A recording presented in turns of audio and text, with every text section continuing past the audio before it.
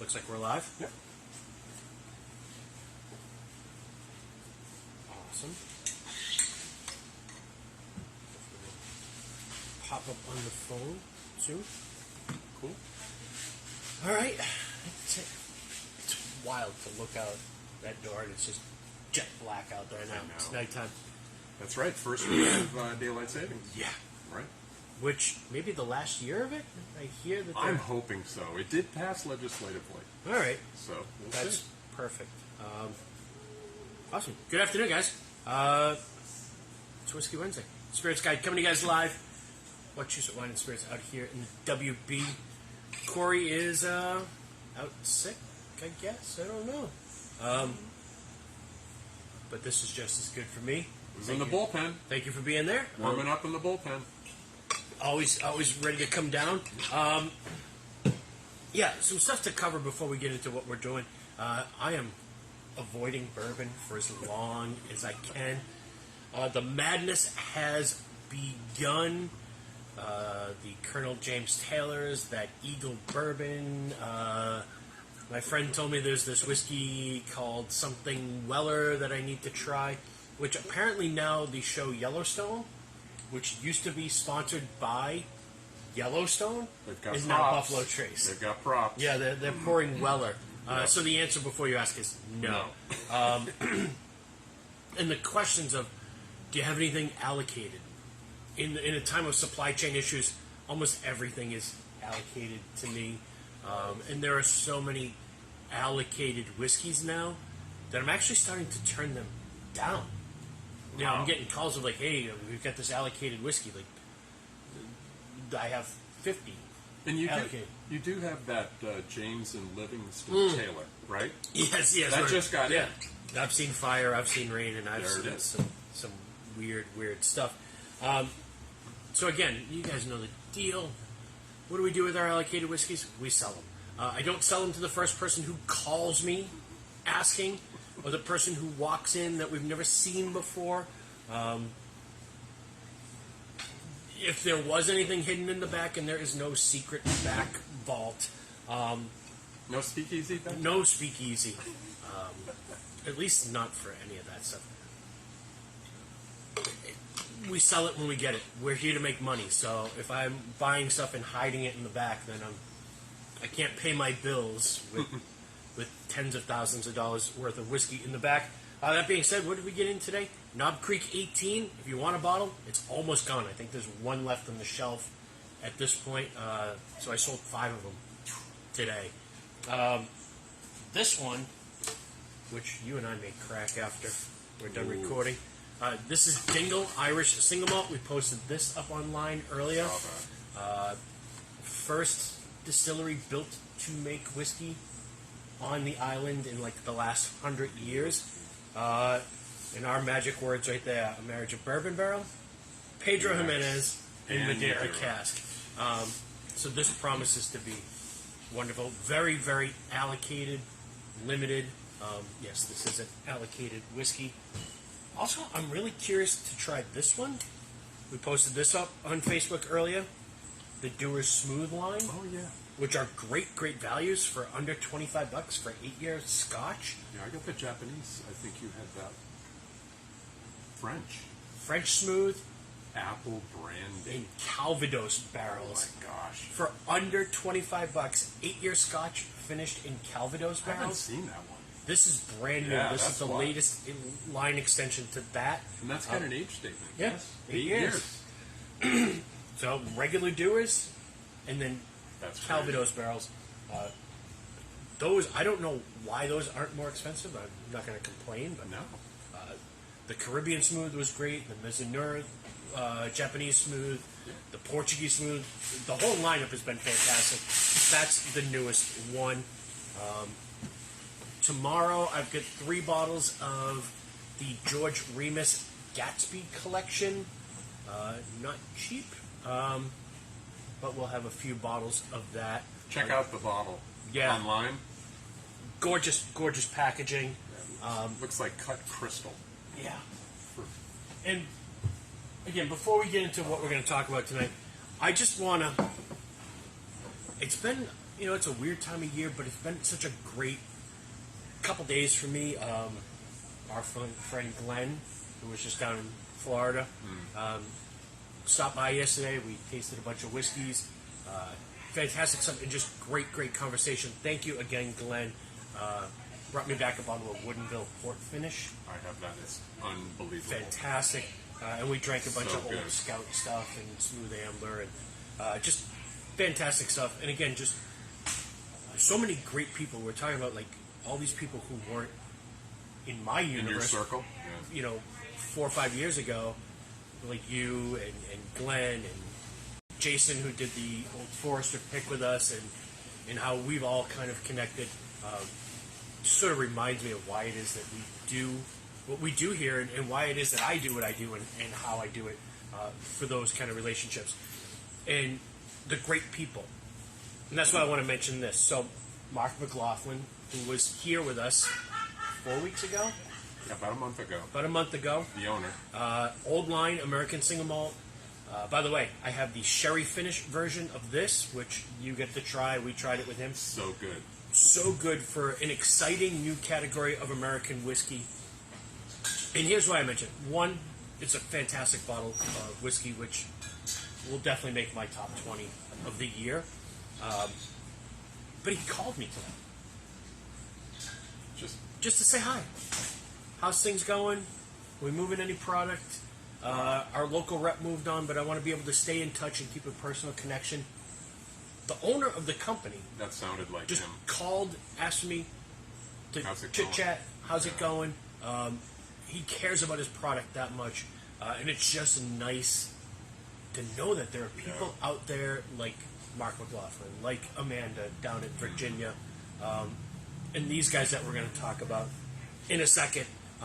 So I just another nod to Old Line of how good it is, And the price point. and the price point For a single malt, for American single malt It's- the color, I don't know if it comes through on camera, but they're using number 4 char.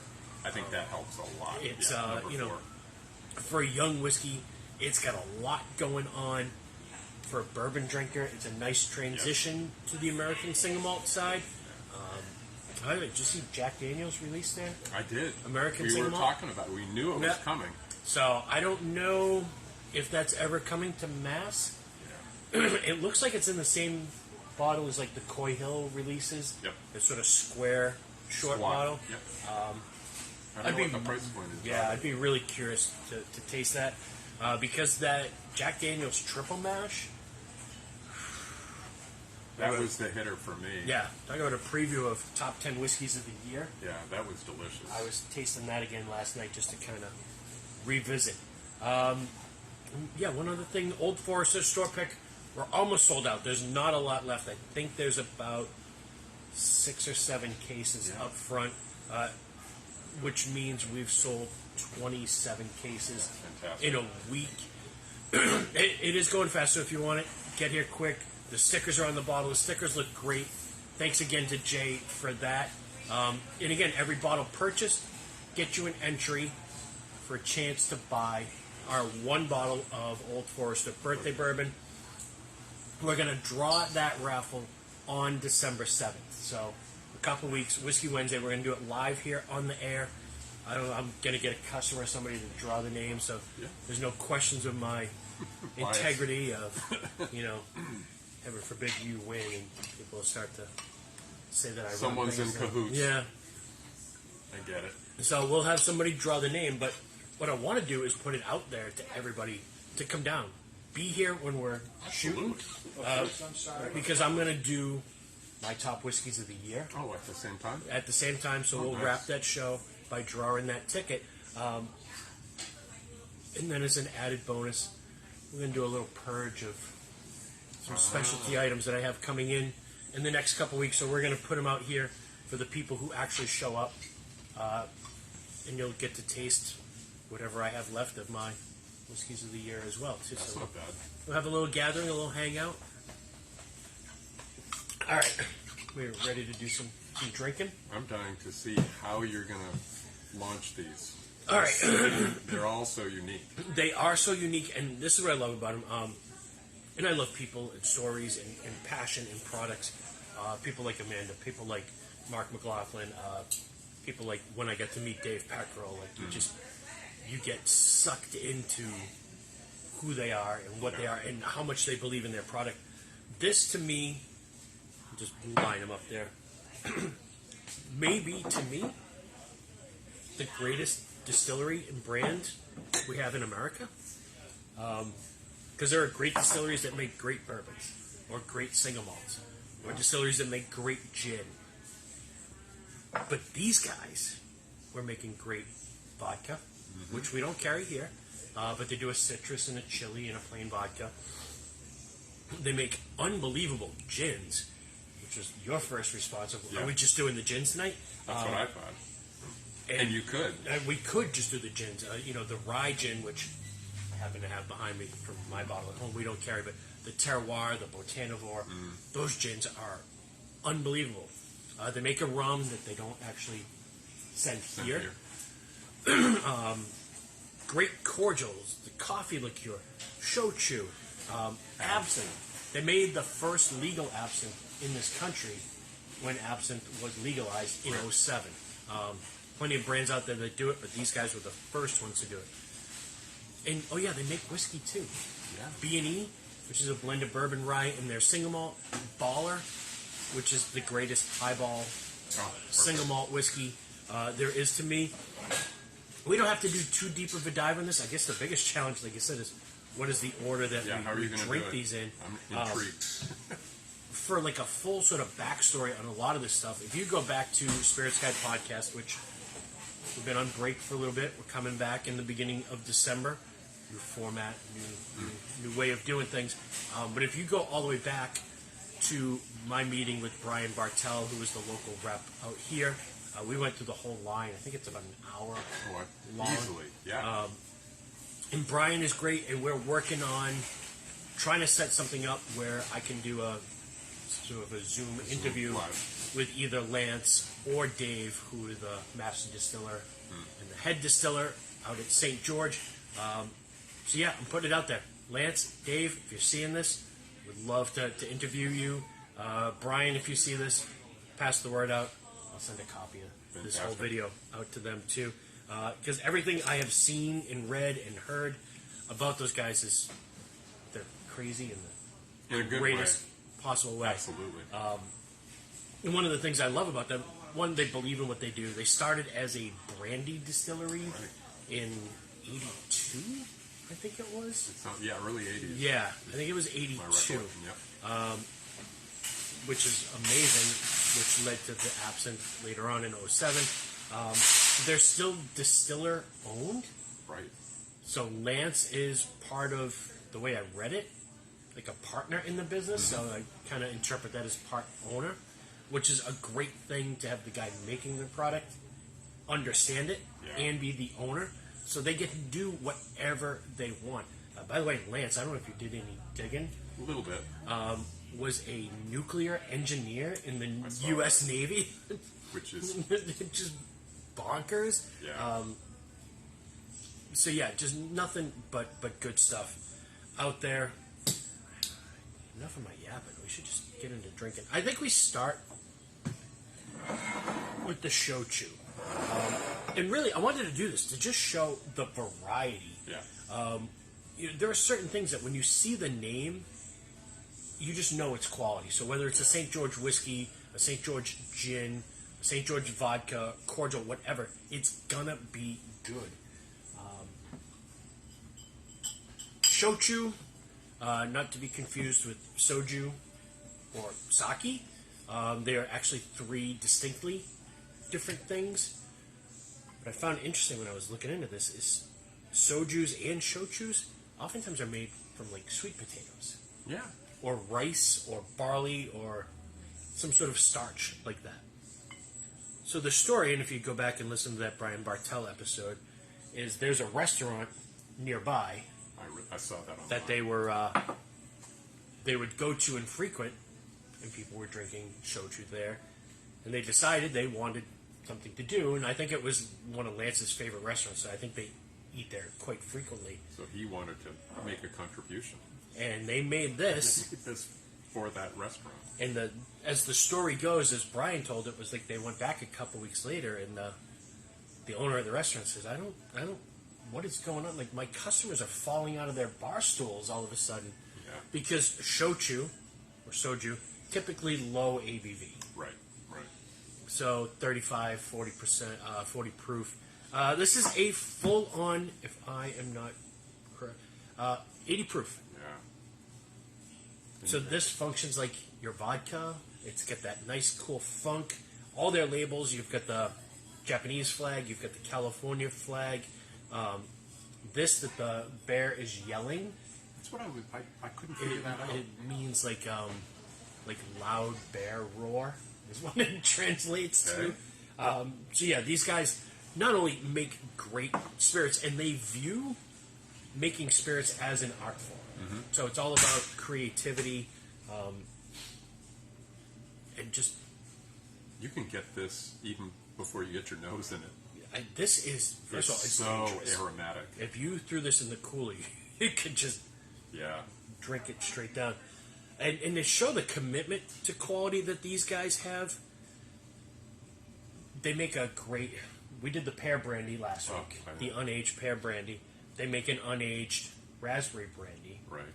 and they also do a basil eau de vie, I hadn't seen which is wild. But then they do off the pear brandy as the basis for this, off the raspberry brandy, Which makes they sense. make their raspberry liqueur, which is kind of like a chambord. Right. And I saw Brian a couple weeks ago, and I said, "Hey, what's going on with the raspberry liqueur?" I've had a few people asking about it, and they're not doing it this year.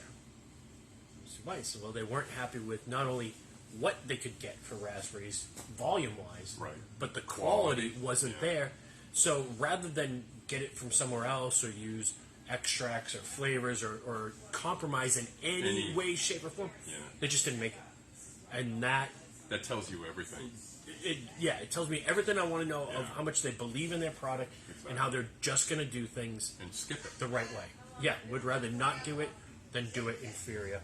I mean, that's analogous to some of the expensive chateaus in France, where if there's a season where the grapes aren't working well, they'll skip Yep. that vintage. Yep. They just won't do it. As opposed to some of the wine brands we've seen. I know. To Or make they'll more, go- we'll just... Yep. There's all sorts of things they can do. Is that Pinot Noir in that bottle? I don't think so. How do you stack Syrah. up as good reds? Fantastic. Both of them? Yep. Killer. What are you guys trying? We're shooting live We're shooting video. live Oh, video. oh. Yeah, this is. And correct me if I'm wrong, Rich. I did a little dig. Is this also from a base? They're using the leaves The for Lee's making sake. Yeah. From a local Which is- sake Yeah. brewery in California. in California. Which is fascinating. So they're distilling that and then mixing it with a Using neutral the spirit. leaves, yeah. And it's got kind of that sake It does nose. have like an umami. That's what I'm getting on the nose. That funky rice. I just love this.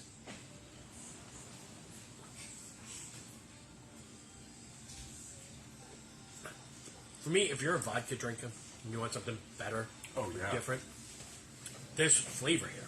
Yeah. And a lot of it. Wow. You know, But it even has on the back end of the palate a little sweetness. Mm-hmm. Just a touch. some of that rice sweetness to me that I Exactly. get from sake. Yeah, I love it. Wow. Again, any sort of vodka thing, but kind of like you used to hang out with a lot of Russians. And, Oh, the way they yeah. would drink vodka, just in a shot glass, and Yep. you'd sip, and it was, a quarter of an ounce or whatever, and you'd sip it every now and then with dinner or with, like, oysters. To me, if you're eating sushi, Oh, and this you've got that. pairs beautifully with sushi, and it's got rice in it. Mm-hmm. At some point, that's complimenting. yeah, And you ought to see it coat the glass. It's amazing. There are tears all over my glass. yeah, and I think we can concede from the first bottle, like, these are all going to be good. To me, they're all worth the money. I don't think there's anything really outrageously priced here. No. And as far as starting a conversation on your bar, I mean, every one of these bottles It's so different. is so different. And I love the fact that they use the St. George name across the line. Yeah. So it's not like the vodka is one brand and the gin is one brand. It's all St. George. Yeah, there's some continuity. Even though you have these guys squat and these guys taller cylinder, yeah, you've got the whole brand recognition across the line. All right. Good luck here. I You think want to toss a coin? the way we go is Katrina would be screaming at me right now because I don't have the Oh, you don't bottles. have the bottle open. Yep. Unedited, unfiltered, unscripted, sometimes unprepared. And hopefully she doesn't hear us because she's in the back. Yeah.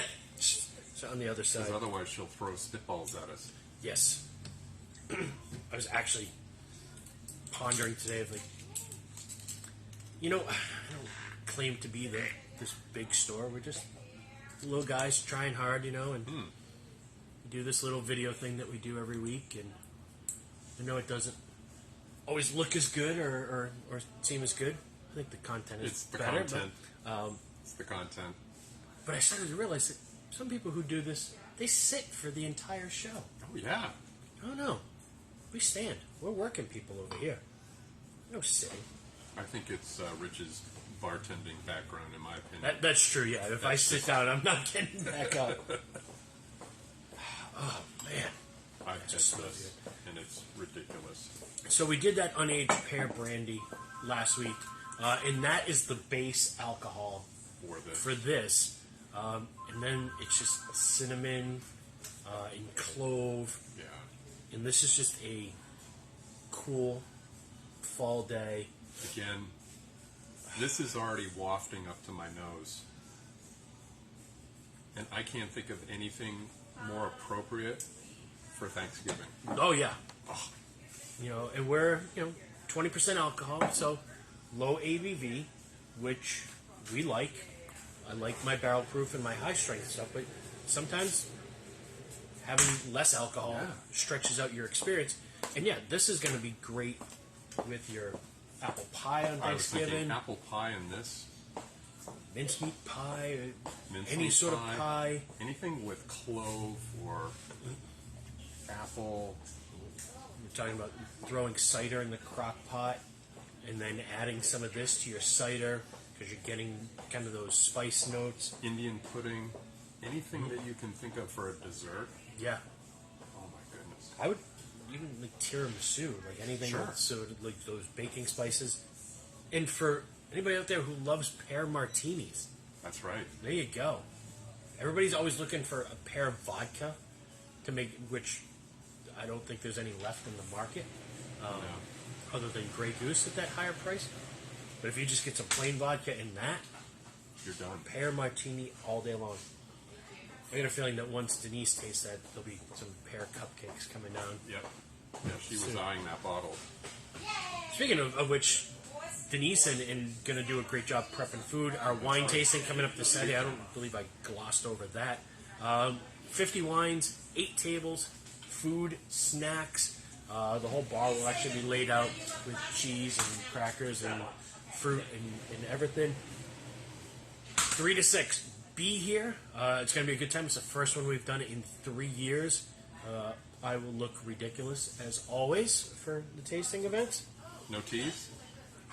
Turkey all the way. All right. If I'm not in that turkey costume, All right. they'll be mutant.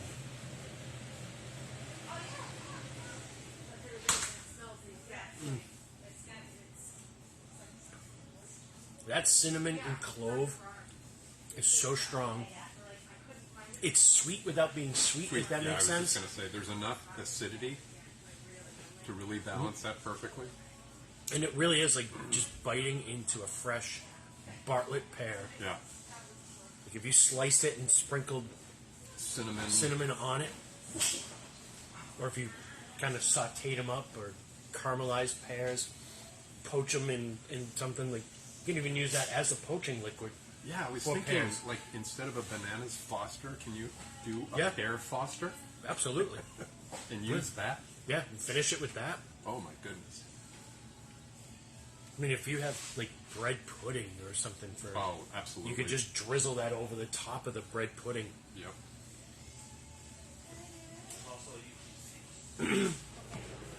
So that's your dessert. Now, after dinner, you might also have some coffee. So again, inspired by Lance and Dave, who really do view this as an art form. This was inspired by Dave, who is the head distiller, his love for New Orleans style coffee. I fell in love with this. They say that coffee liqueurs are hot right now. If they all tasted like this, then they should be. Yeah, this is. So it's actual coffee. So if you're sensitive to caffeine, or you need to sleep at night, this is probably not the best nightcap. Real Madagascar vanilla. And I think it's like Guatemalan, or it's a single source. Yeah, it's for Ethiopian coffee. which is crazy.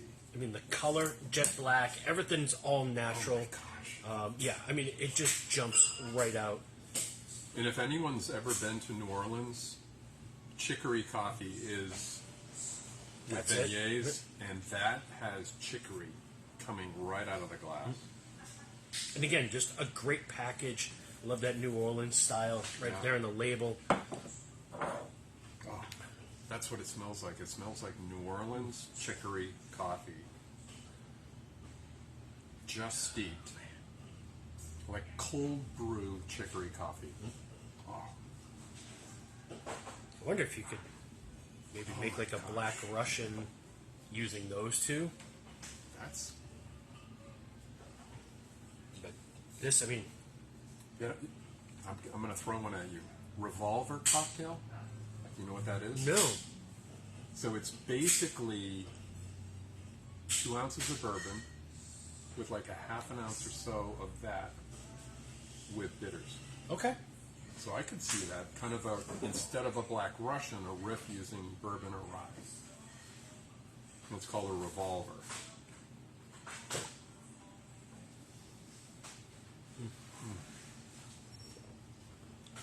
It's just a hint of sweetness. Oh, That vanilla is there, Oh, but man. bitter yeah. coffee. This isn't Kahlua. No. No. So if you're thinking this is like another replacement for Kahlua, don't go there. No. This is going to be perfect. Obviously, to throw in your coffee. Yeah.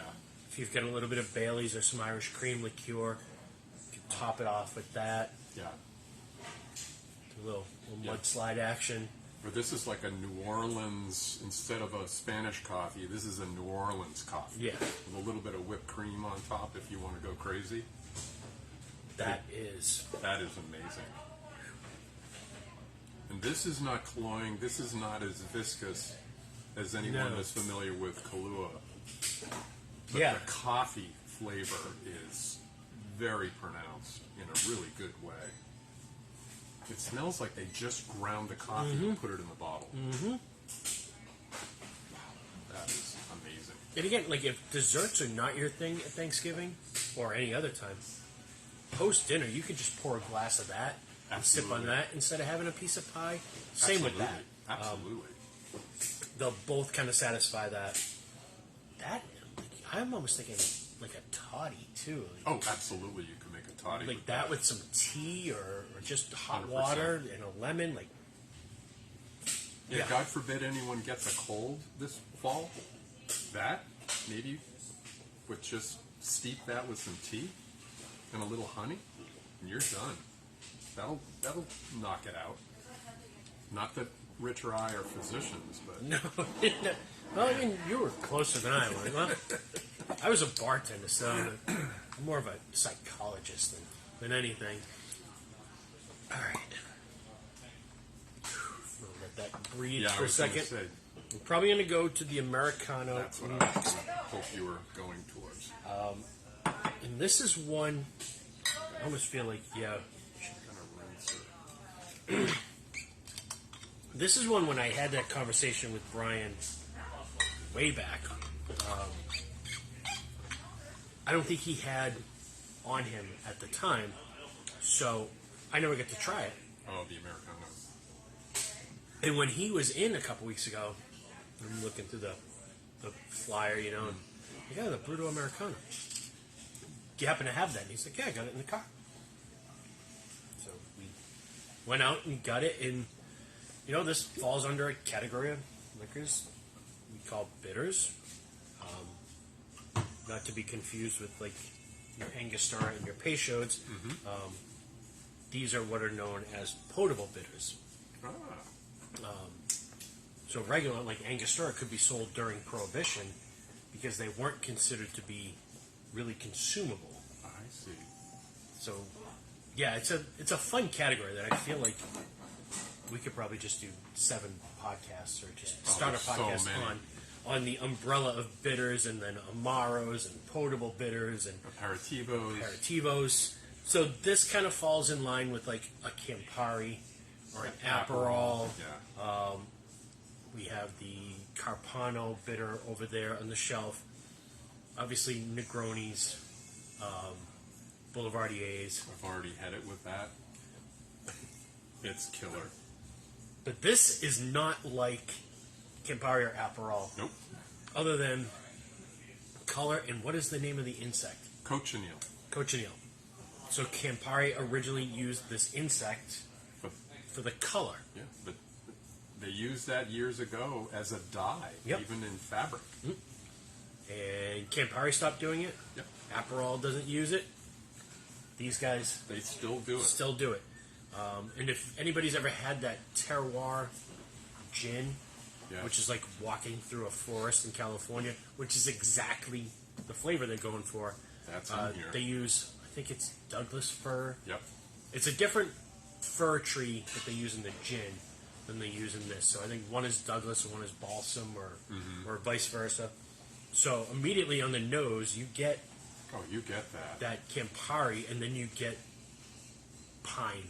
Yeah, you're in like a pine forest or evergreen forest. I love this. And I was kind of bummed because I know Corey loves this stuff, and he You would have wanted to try it, he would have eaten this up. and I've had this. If I had to place it from a sweetness scale standpoint, I would put Campari up here. I'd put the Bruto in the middle, and then I'd put Aperol down here. Where you've got Campari is probably, in my opinion, where it's the most bitter. This is kind of like if Aperol and Campari had a baby, Yep. from a sweetness perspective, but as far as flavor, it's completely different. It also reminds me. Have you ever had the Braulio Yes. Amaro? Yes. So it's almost like if Amazing. Aperol and Braulio Had a baby. yes, Yes. with that sort of alpine. The flavor. Flavor, yes. yeah. Yeah, this is very alpine forward. And admittedly, probably not a lot of people just drinking this straight. But man, what a Negroni it And I makes. think it also, correct me if I'm wrong, I think they also use California, is it Seville oranges? Yeah. Seville? Yeah. Oranges for the orange, because there is some orange in there too. Which again, if you're making Negronis, my goodness, you're halfway there.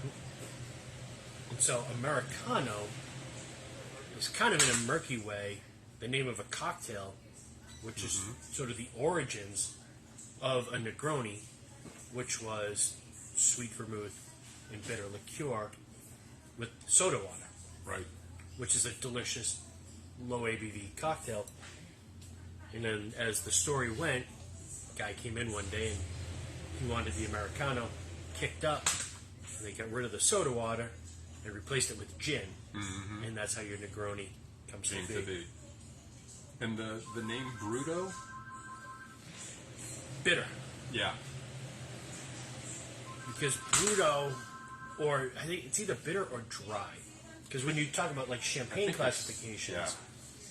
people are always amazed every year around this time when they start shopping for champagne that brut champagne is drier than extra dry. Extra dry, right.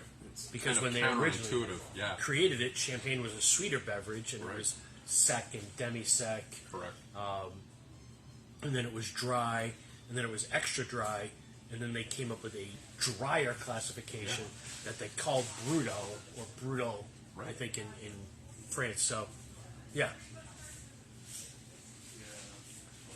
Man.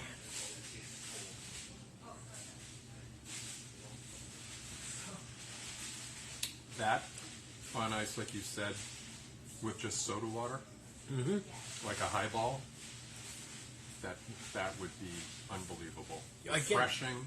Low alcohol. Oh, very much so. Like if you're a gin drinker, do you want a low alcohol sort of Yeah. substitute? Yeah, that and soda water. Even that and like OJ, like a bocce ball cocktail. Sure you could. Sure you could. Instead of doing Campari and OJ, like that'll work. You could do that as a spritz, Yeah. a little prosecco, like it's kind of amped up, a little different flavor. You could even swap out sweet vermouth and do a riff on a Manhattan. You just don't want it quite as sweet as a vermouth, and cut it back a little bit. It's still got enough sweetness where I think that would play nicely in a Manhattan cocktail. I agree. I just wonder if think you'd be better off using a rye too. Well, absolutely. Like an MGP 'cause, rye with some the bourbon would be. herbaceousness. Yeah, I think it would be competing. Yeah, you'd want some spice from the rye. I agree with you 100%. That's a keeper. All right. So maybe the last, maybe not. You have plenty of stuff kind of kicking around here. I have some baller back here, a little rye gin, a little B&E. This is brand new to the store. Not for the faint of heart. That's why it's intended. It's the magic of absinthe, which in this country was banned. I don't know when it was banned, but I know it was banned up until May of 2007 is when they legalized it in its form. Prior to that, we used to see things like absinthe, sort of not fake absinthe, but not quite the same. In the story with absinthe, kind of my understanding of it is France was obviously grape orientated, so it was all brandy, Armagnac, wine. Phylloxera comes in and wipes out All the the crops, vineyards. Yeah. The French artists started drinking absinthe. And then they kind of needed to make it go away when wine came back. And they were using wormwood Wormwood. back then. And there's a chemical in the wormwood, I want to say it's called tool, that they're able to extract. And use that. But much like, kind of like marijuana was accused of in this country of making people crazy. Yeah, and, hallucinogenic. hallucinogenic and all that stuff. And I think that scared people in the United States, and I think that triggered the fact they outlawed it. Yep, there was ulterior motives, so that we outlawed marijuana here. You couldn't They import it. outlawed You couldn't absolutely. import it from Nope. France. Nope.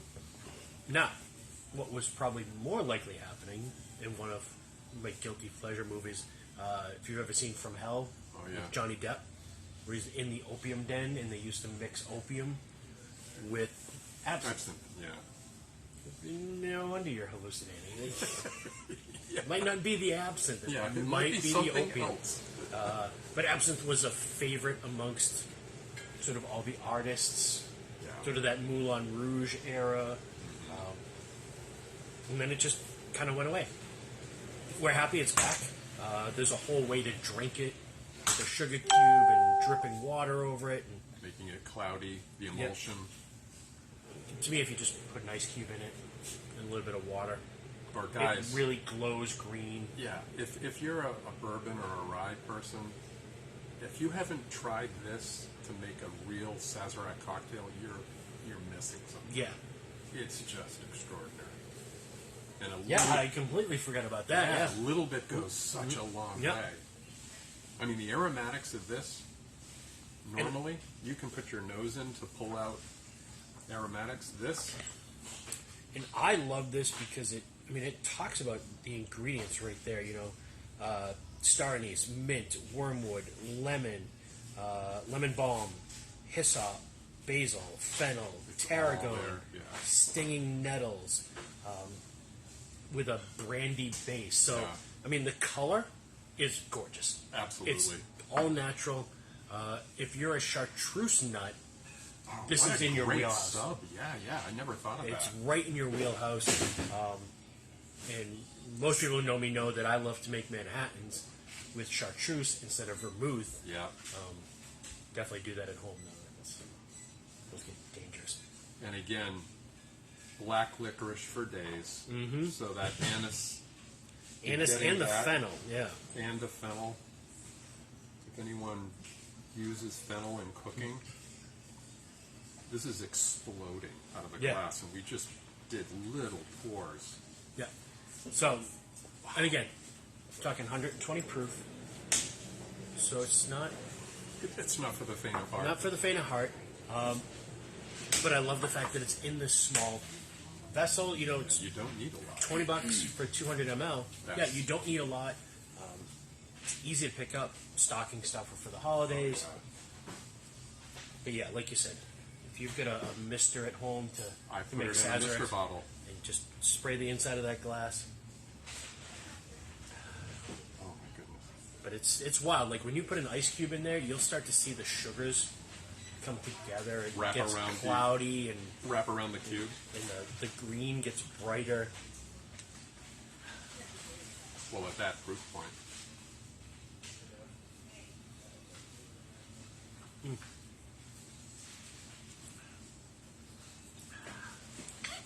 I absolutely love that. It's been a long time since I've had that. Yeah, it's been years since I've had this. And yeah, if you're somebody who doesn't like the black jelly beans, Or licorice. It's probably not your for jam. you. But I'm not a real licorice fan. But the first time I had a legitimate Sazerac cocktail, I was blown away. Yeah, it changes everything. It changes everything because it's complementing all the other flavors in a cocktail.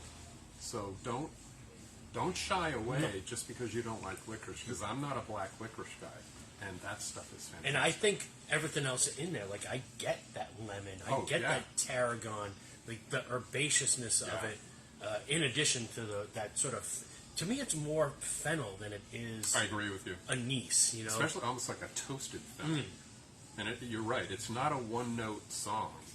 It's there are other things in there that's making that thing. And I love the transparency right on the bottle, right on the front. Yep, it's right there. All that color is natural. Again, I get it. It's 120 proof, not for everybody, but if you're having a little get-together, a little cocktail party, Yeah. you're curious about absinthe, you are on the adventure, that is the way to go. Because admittedly, people don't want to take a chance on absinthe because they're $60, $70, $80, Don't get a $750. $750. And I'm glad Rich brought up, because it stuck in my head. Right now, chartreuse is really hard to come by. I'm going to pull out the word. Chartreuse It's is allocated. Yeah, it's it really scary. is. I can have 3 bottles every other month, so, and they're gone as soon as they come in. Chartreuse is an allocated which product. is crazy. But this it will play beautifully in any sort of a cocktail that's calling for chartreuse. Yep. And I Right don't around the think- same proof point. Absolutely. Maybe a little higher. I forget what absinthe chartreuse is off I the top of my think but it's the green is a little higher proof than the yellow, or is it yeah, vice yeah. versa? The yellow is lower, and Yeah. I haven't seen the yellow in in ages. years. Yeah, it's crazy. And I love chartreuse. It's probably my favorite cordial, but yeah, this is. That's a perfect sub. And again, for something where a little can go a long way, 100%. that's the perfect size. I say we do one more. And this is something that we don't carry here. I can order if we need to, if anybody is interested. There's not a lot of it around.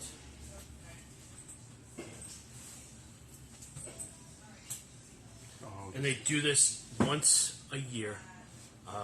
And again, just the whole coolness factor of St. George. In their warehouse, they have probably 10 different varieties of apples. Apple brandy aging in barrels of different years. And once a year, they pick some of these apples and some of these apples. And Some of these are 8 years old, and some of these are 2 years old, and they do a blend once a year, and this is it. California apple brandy. Again, we don't have this in the store, but if there's anybody out there who is interested in this, I can order it.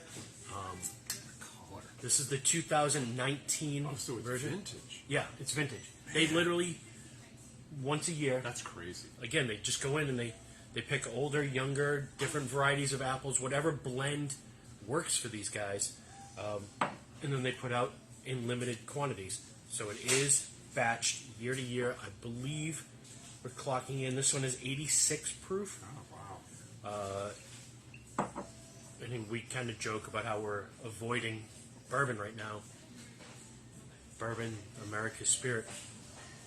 But apple brandy is America's spirit. Yeah. Laird's Apple Brandy is first distillery in America. So apple brandy is the original spirit, and these guys going back to kind of the roots of this country. And the color on this is amazing. Yeah, it's spectacular. And again, the aromatics. Yeah, this is just special. It's something you crack out when you get good people to drink it with. And again, it might be tough to get before Thanksgiving, but even between Thanksgiving and Christmas, this, I mean, come on, apple pie and this. Or cheese. Cheese, Can you yeah. imagine with cheese?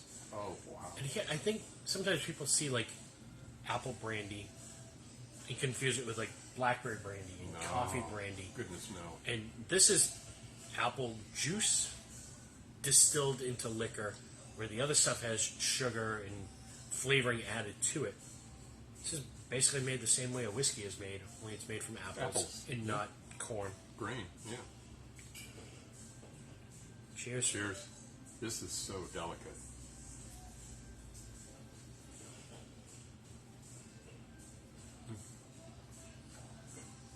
Apple, wood. Yeah. Yeah. Just, This is crazy. these are all made by the same That's just it. two guys. They're like, Name another distillery that has that variety, and they're not all here. no, Because we don't have the gins. we don't have the gins, we don't have the The vodkas, vodka. the pear brandy, which we did last week, The raspberry. the raspberry, which isn't available. Their single malt Oh, is that's highly sought after, and highly allocated. highly allocated. This Oh, and the baller. Forgot Single about that. B&E, which is one of the most sadly That's right. overlooked whiskeys on the shelf as well. These guys are amazing. Yeah. And, you know, to have this variety and have it all be that good. Yeah, yeah. The quality is just... These guys are not going to release something based on this lineup until they are putting their stamp of approval on it, and it shows. And I always go back, I love the story of this, or like, they made the American Single Malt, they're getting ready to release it, they're at that restaurant, some sort of ume liqueur comes by, and they decide, like, we need to age our single malt in ume barrels. Barrels, yeah. Like, who does that? And the business guy says, yeah, we'll do that on the next batch. And they went, no. We're not releasing Baller until we've done that. Yeah. And it set the initial release of this back 18 months. Gosh. Because they just pulled it all back, put it in the ume barrels, refinished it, and that's where. But again, it's the dedication to having a dream, having a vision, and not settling for anything less Yeah. than the realization of that vision. And you don't have this big conglomerate that sells computers or something driving decisions like this. You know. No, you almost get the sense of like, they don't care. No, they don't. We're going to make what we like. We're going to make it to the quality we want it to be. If you like it, you like it. If you don't, Yeah. who cares? We're just going to keep doing what we do. But I've never tasted anything No. from St. George that was less than spectacular. Yeah.